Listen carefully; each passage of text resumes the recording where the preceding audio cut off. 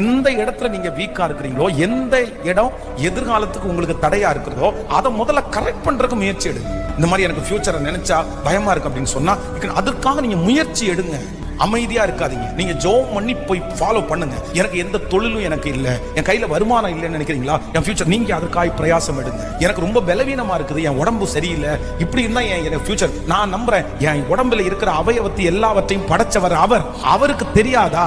அவருக்கு தெரியும். அதனால அவர் சரி பண்றதுக்கு வல்லவரா இருக்கிறார். கவலைப்பட்டு யோசிச்சு எந்த பயனும் இல்லை. அதனால ஆண்டவர் என்னுடைய, நான் நம்புறேன் ஒரு வருஷத்திலே கர்த்தர் உங்க எதிர்காலத்தை எப்படி வேணாலும் மாற்றுவார். ரூத்துக்கு என்ன எதிர்காலம் நினைக்கிறேன், என்ன ஃபியூச்சர்?